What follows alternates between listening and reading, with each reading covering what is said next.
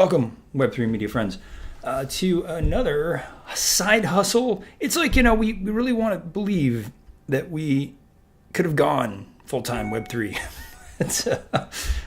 They pulled us back into Web2 because, look, the bear market it's real. And, the opportunities for us to, sustain ourselves is a real challenge. And I think even, 6 months ago, the ideas and the deals that were being offered, you're like, oh yeah, I could maybe sustain myself. But let's just say old Minty is definitely still reading scripts and still trying to hustle. So this is still, the side hustle, but I'm very passionate about it and want to talk to you guys, the entrepreneurs, the artists, and the creators of the space, and talk about today the Timex deal with Bored Ape Yacht Club that seemed to just sail by during Art Basel. And, it seemed just like Timex, trying to get involved. And, I do have those criticisms as well, and I want to talk about those. And, the concepts of having, digital/physical merchandise that are coming from projects, but the very, the devil's in the details in these things, and also the what's the opposite of the god? It's the genius is in the details of these things, because that's where we start to track, from our perspective as entrepreneurs, with the IP reset that we have, the things that we can do. We can make a deal right now with any company that we want to manufacture goods based upon, the IP that we own. But is it a thing? Is it something that you want? And so today we're bringing in a correspondent in the metaverse who handles all things that people want, all things wanting. Bad Bunny, can you hear us? Hello. Here I am. Yes, I'm here in this void. I'd like to think of it as don't want to talk about where I am right now, but let me just tell you, it's inside somebody else. And so, wait, you're coming from inside somebody else?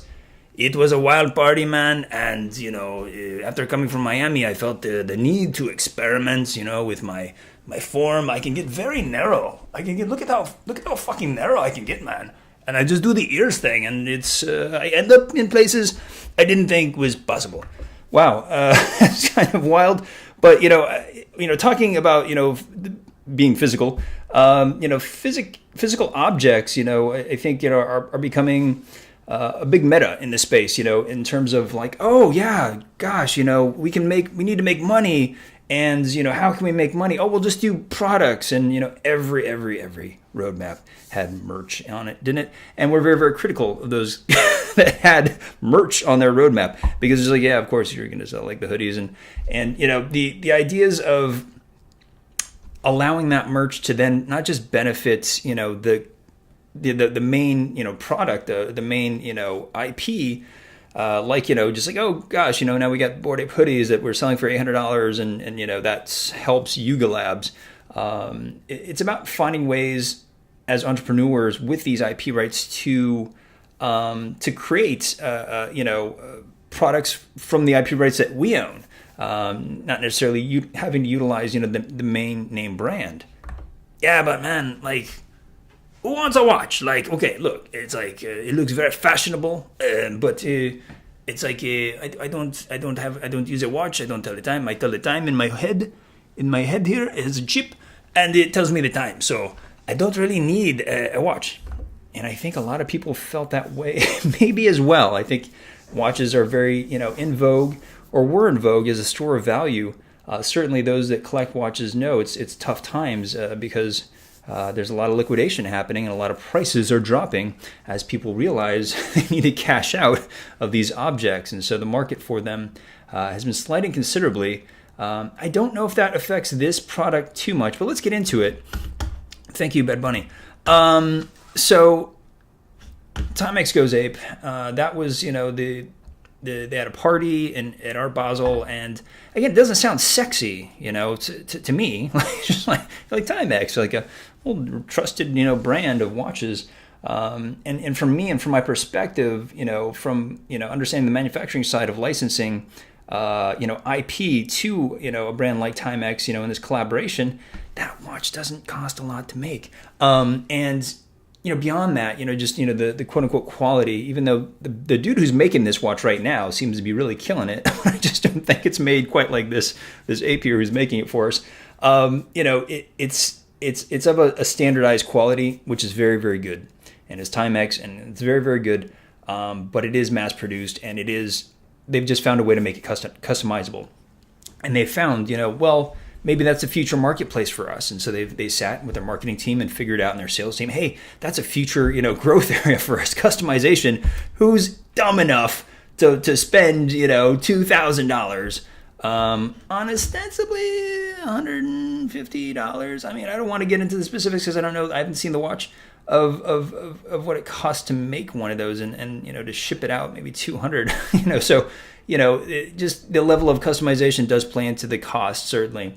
But the mass production of it, we're just talking about, I'm looking at maybe the time, the face, the watch face, and then, they're going to offer what looks to be certain straps, so you can strap it up in different colors and different leathers, however your straps, may be or may coordinate. See here.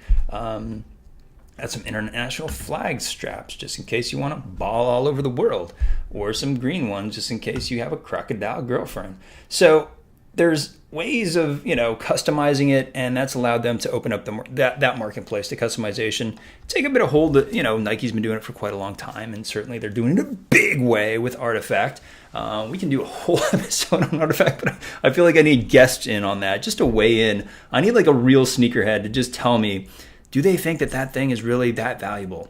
And, because I think so, it seems very landmark, and I think that it also has integration that, is advanced and has, a level of the idea of the breaking ground tech of Web3. I don't know how integrated in Web3 it is, but it certainly, tracks your runs and does these very, very cool things that Nike has been building towards. That customizability and sort of the thoughtfulness and customization, as well as, just the technology. So it's kind of like, this all-in-one kind of, I guess a value proposition. But that's the thing with sneakers, right? It's a little bit about the collectability. I think if they associate it, or if, somebody associates with that shoe, maybe it has a stronger case, because right now it's a very limited subset, although highly anticipated. Not a lot of people super happy that they had to pay so much for it, with the vials. And so we'll bring somebody else on the show, but you can see the laser engraving on the back, and so this is the great part is this collaboration happens with very, very little corporate approval other than the manufacturing side. So once the manufacturers and Timex were like, yeah, we'd really love to partner with some Bored Apes, they just kind of, all they had to do was partner with a couple of Bored Apes, honestly, to help market this. So definitely these three, the owners of these three, the ones that are used in the marketing here. So they needed a mutant to kind of like, oh yeah, even a mutant can afford this, because apes are still at a considerable, 69 ETH or so, and so the Timex Forge, they're calling it, and so another great detail that I saw here was they also utilized DAZ 3D. And so DAZ 3D is somebody to watch in this space. Clearly, we're kind of like 3D nerds here, and they're a leader in also making, they're best well known for CloneX, and so they're the ones that designed the CloneXs to have the 3D models, versions of it. And I think they were really wonderful translations. Very, very good translations. I was actually looking at one of the rarer models today, and they all seem pretty standard. Like they're rigged very, very well, but they have a lot of really great facial tracking points that work very, very well compared to some of our correspondents that I won't mention any names, but some of our correspondents have what I would say a very simple rudimentary sort of architecture. Hey, you can kiss my ass, man. I work hard for this money that you do not pay me. Yeah, And I'm sorry for that. We are really still working on growing the show, so please like, subscribe, hit the bell notification. We are officially executive produced by Rug Radio, but they're growing too. So we're helping them grow, and we're doing the things that we can do, helping to lead a lot of initiatives at Rug Radio, and we're super excited to be sharing those as we grow the channel and with Rug Radio. And so, but DAZ 3D is, they've been working with they say Warner Brothers, Champion, Coca-Cola, Samsung, to create cross-chain NFT collections and wearables for the metaverse. And so, just really great 3D modelers. And clearly I think they're also helping to run this campaign. So and really be a one-stop shop for culture and the execution. And I think that brands need that. And I think it's a powerful model to look at, and one of the reasons why I bring up this project is DAZ 3D, because the model in which they have is one of execution. So they understand the culture and can say like, yeah, if we understand the culture, we can market to that culture, and have this idea of marketing plus full stack development is quite sexy, honestly, because then you're like, oh yeah, all this stuff that you're seeing are elements that they probably created. And so here you have. Of course, the video is going to be laggy.